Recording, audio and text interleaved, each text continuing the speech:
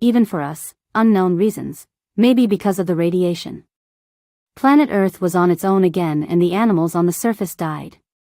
By the way, one result of the fusion bomb was the fallout of different elements and materials created in the burning process, and one of those materials was iridium.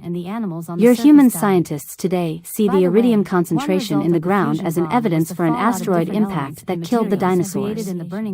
That is not true, but how should you know that?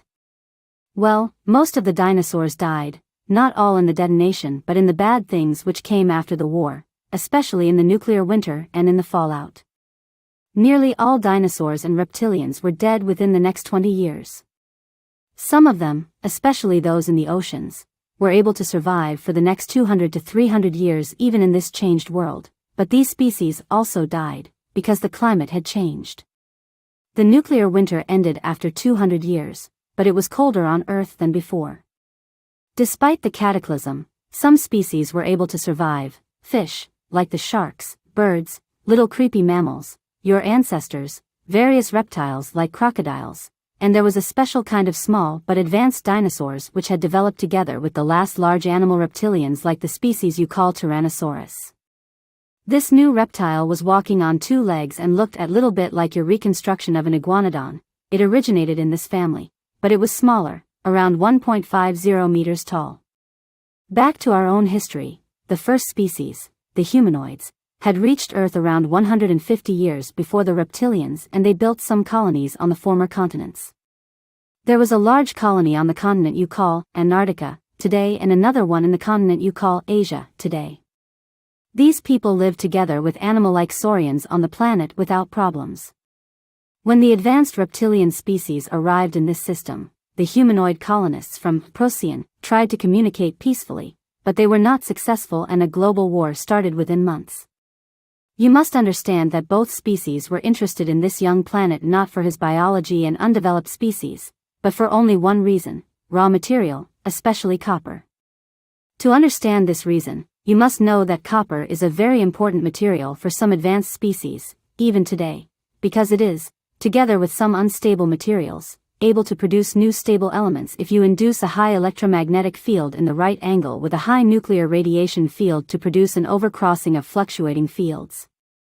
The fusion of copper with other elements in such a magnetic/radiation field chamber can produce a force field of special nature that is very useful for various technological tasks, but the base for this is an extremely complex formula you are not able to discover because of the restrictions of your simple mind.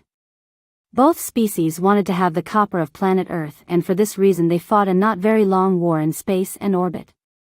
The humanoid species seemed to be successful during the first time, but in a last battle the reptilians decided to use a mighty experimental weapon, a special kind of fusion bomb which should destroy the life forms on the planet but should not harm the valuable raw materials and the copper.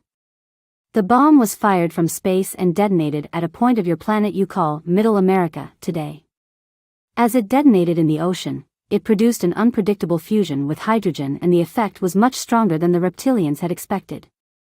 A deadly radiation, an overproduction of fusion oxygen, a fallout of different elements, and a nuclear winter for nearly 200 years were the result. Most of the humanoids were killed and the reptilians lost their interest on the planet after some years for, even for us, unknown reasons, maybe because of the radiation. Planet Earth was on its own again and the animals on the surface died. By the way, one result of the fusion bomb was the fallout of different elements and materials created in the burning process, and one of those materials was iridium.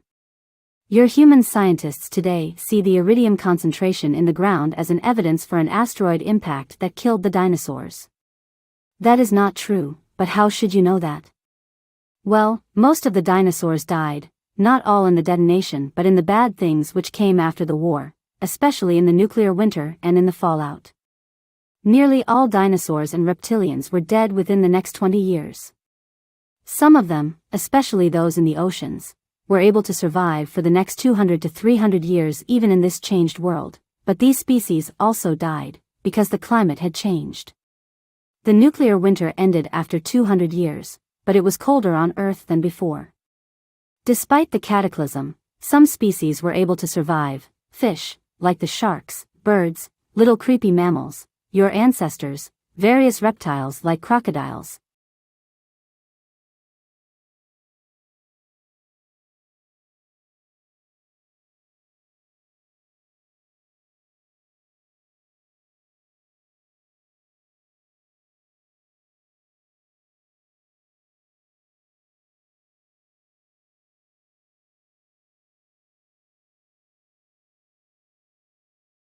Mr. Chomsky, that impotence of voters, that angry impotence as you talk about, presumably you'd say that is what is responsible for the rise of Donald Trump, is it?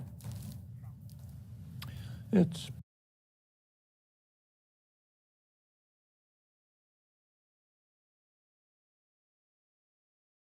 Who Rules the World?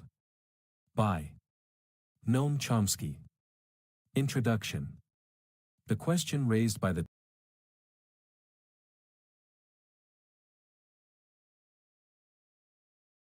constitute an axis of evil, arming to threaten the peace of the world. Given the impotence of the media, it's the duty of intellectuals to speak out, and they don't come much more intellectual than Chomsky. He's credited with the central theory in the field of linguistics, that humans have an innate capacity for language that is hardwired into the brain. His very name has become a byword for the study of communication.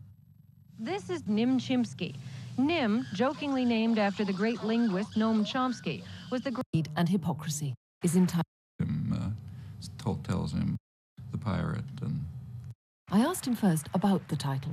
That's enormous, and of course the general population is attacked by both the emperors and the pirates. The emperors. Work of masters of the... Yes, there's that they would intervene in the affairs of another nation. Probably military. Now, you make quite a lot in the book of the fact that there is freedom of expression in America. But what you do point to is something more insidious, because you suggest that there is actually, though there may be freedom of expression, there's a control of freedom of thought. Now, how does that happen? It was understood back at the time of the First World War that it's becoming much more difficult to control people by force. The popular struggles have led to the development of unions, parliamentary labor party, franchise extended, and so on. And coercion is just not going to work by force. So therefore you have to control thought. It's very striking that the contemporary systems of thought control, which are highly developed, very self-conscious, so leaders talk all about it, they come from England and the United States. So the British Ministry of Information, which any reader of Orwell knows what it was, that's from the First World War. It was aimed primarily to convert a pacifist population into raving anti-German fanatics. And it worked, and it impressed people. It impressed the business world. That's the origins of the modern public relations industry. It impressed American intellectuals who developed the conception of what they called manufacture of consent, control of thought. Impressed Hitler, who blamed the German defeat on superior Anglo-American propaganda and vowed that next time Germany would be prepared. And it has led in England and the United States primarily, England secondarily, to huge industries devoted to control of thought and attitudes, because you cannot control people by force. But dissent has been growing since the 1960s in the Western world. And people are far more sophisticated now. Even popular culture reflects the fact that anything from the X-Files to the film The Insider, that the idea of people discussing things, of trying to manipulate public opinion, I mean, that's highly developed now. Sure, but when people were under the lash, they knew about it too. People are so aware of it that it has led to tremendous cynicism about almost anything. I mean, nobody believes what government officials say. Nobody believes what they read in the press. People don't believe professions. It's led to enormous cynicism and tremendous opposition. In fact, in my view, the more crucial things than the ones you mentioned are opposition to aggression. I mean, just take a look at the current war in Iraq and compare it with, say, the Vietnam War. It's a comparison which is often made, the protest. But the comparison is completely false. The opposition to the war in Iraq is far greater than it ever was to the war in Vietnam at any remotely comparable stage. I mean, this is the first war I think in European history, Europe and the United States, first one I can think of, where there was massive protest before the war. It's never happened. I mean, in the case of the Vietnam War, there was no protest until years after the war began.